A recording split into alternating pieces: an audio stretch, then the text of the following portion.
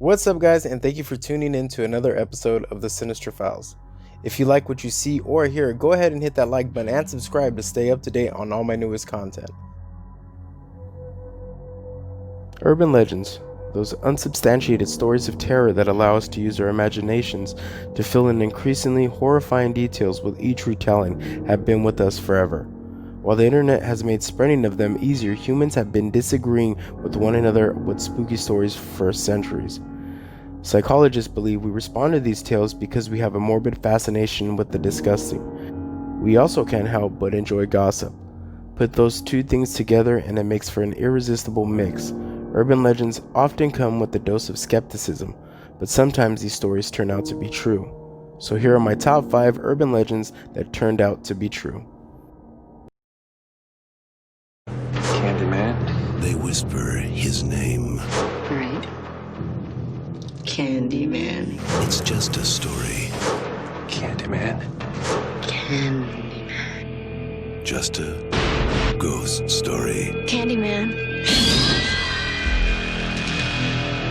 An entire community starts attributing the daily horrors of their lives to a mythical figure. The legend first appeared in 1890. He was attacked, mutilated, and burned to death. Poor Candyman. Helen, a woman died in there. Leave it. Everyone knows he isn't real. That's modern oral folklore. Everyone. Except Helen Lyle. Bernadette. It ain't safe around here. I don't scare too easy. Don't know about Ruthie Jean? They ain't never gonna catch him. Who? Candyman. Who is that? I came for you. Do I know you? Now she is about to discover Helen? Get out! Get out!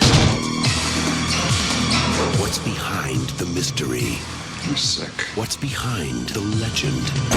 Listen, he's under the bed! And most terrifying of all, Come with me. what's behind the mirror. He's here. Candyman. You don't have to believe. Just beware.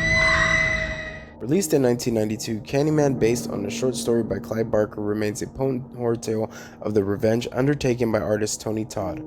Murdered in the 1890s for having a relationship with a white woman, while it's not likely you'll be able to invoke him by saying his name several times in a mirror, the pants-soiling idea of having a killer burst through the medicine cabinet is actually based in fact. In 1987, the Chicago Reader published a story about Ruth McCoy, a woman living in Chicago housing project who made a frantic call to 911 insisting that she was being attacked in her apartment. Responders eventually found her dead of a gunshot wound. Investigators determined that her assailants had gained access to her unit by breaking through the connecting wall in the adjoining apartment and climbing in through the medicine cabinet. The complex was built that way intentionally so that the plumbers investigating leaks could simply remove the cabinet to check the pipes. It became a frequent mode of entry for burglars, and in McCoy's case, her killers. Imagine finding yourself outside alone in the dark on a residential street. You hear footsteps approaching. Suddenly, a man with a misshapen face appears. You run terrified beyond words. You spread the story of a man with no face throughout Pennsylvania. Charlie No Face, also called the Green Man, was actually a man named Ray Robinson, and he was no figment of anyone's imagination. Born in 1910, Robinson was disfigured as the result of an electrical accident at the age of 8. He touched active wires, which effectively maimed him. Knowing his appearance could be scary, Robinson took to taking strolls after dark. He often walked a path along Route 351 in Beaver County, Pennsylvania. While his intentions were honorable, encountering Robin in the dead of night led to the spreading of stories about a boogeyman haunting the town. Robinson died in 1985. This Arkansas-based urban legend about a werewolf-like dog roaming around the town of Quitman merely embellishes the true story. In 1954, a boy named Gerald Beatus was born, and the rumors around town held that he was cruel and sadistic, and that he liked to capture stray animals and do twisted experiments on them. His cruelty only grew as he got older. He was abusive to his aging parents. In 1981, his father was found dead in the family home, and his death is surrounded in mystery. The newspaper said it was an illness, but many townspeople believed it was murder. Beatus then kept his mother, especially, locked up and imprisoned in her house until Adult Protective Services placed her in a protective custody. His mother testified against him in court, and he went to prison where he died in the 1980s. People say that his spirit still haunts the house where he grew up at and where his father died. In many versions of the legend, his ghost walks on all fours and is shaggy like a dog, while in others he appears towering man wearing a brown jacket and a bow tie.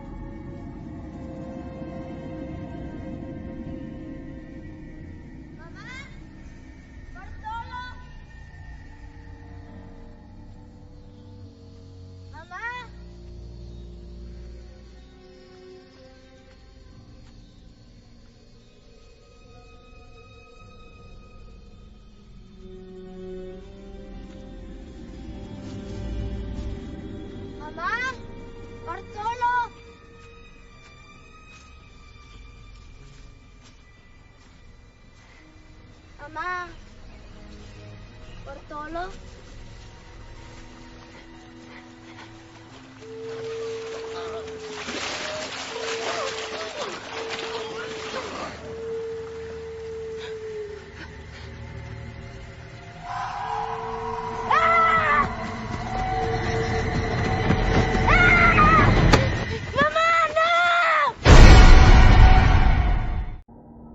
Generation after generation, Mexican children have run scared of La Llorona, the weeping or wailing woman. Depending on who you ask, the legendary figure apparently committed such a horrific act that when she was alive, her spirit was trapped on earth when she died. It is said that now she roams the earth tormenting children, or at least that's the story whispered into kids' ears before bedtime. The legend dates back hundreds of years, from ghostly sightings to folklore tales and appearances in TV shows and films. The latest version came in the Conjuring spin-off, The Curse of La Llorona. As a woman who finds herself tormented by the spirit, the film may be fairly straightforward, but the reality is a little more complicated. The most common version of La Llorona's story begins with Maria, a beautiful but vain woman who marries a rich man, and the pair have 2 children. But after a few happy years together, their marriage hits the rocks. Her husband apparently begins to spend less time at home, ignoring her, but pouring his attention on the children. Then one day when Maria was walking with her children, she sees her husband with another woman. Enraged by what she's seen, she throws the children into the river and starts to drown them. They drop into the murky depths. Suddenly, she realizes what she has done and is filled with regret. Maria runs down the riverbank wailing, "Ay mis hijos," which translates to "Oh my children," or "Oh my sons." She desperately tries to rescue them, but is unsuccessful. Tormented by what she has done, Maria drowns herself. Some stories argue that she died from grief. She's buried in the village the next day. That's not the end of the story, though. It never is when it comes to spooky myths. That very night, the villager hears a woman crying, and it sounds like Maria's voice asking, "Where are my children?" An eerie figure in a long white robe, like Maria's burial clothes, is seen walking along the riverbank. Some versions of the myth claim that when she arrived at Heaven's Gate, she was refused access and banished to purgatory on earth until she was able to find her children she killed. Later, she was dubbed La Llorona, meaning the weeping woman, and apparently roams near rivers, oceans, and bodies of water, but always after dark. The story has developed over years, with people now saying that she kidnaps children who look like her own little ones. Others say she goes after children that misbehave, which sounds suspiciously like a parent trying to scare their child into being good. Others also say that she attacks cheating husbands, but they all have something in common. When she cries, you better run. Everyone knows the story of the Bermuda Triangle, but you might not know about the Alaskan Triangle. On an average, 5 out of every 1,000 people go missing in Alaska, according to the LA Times. So even if there's nothing supernatural going on, it's easy to get lost in the Alaskan wilderness. The Gilligan tribe that lives in Wanu has their own explanation for high number of missing people. Evil spirits called the Kushtaka. The Kushtaka are shapeshifters, half man, half otter, that lure women and children to the water with fake cries in order to steal their human spirit and then drown them. So thank you for watching another episode of the Sinister Files. Remember to like and subscribe, and to stay up to date on all my newest content, go ahead and turn on the notifications. Thank you for watching.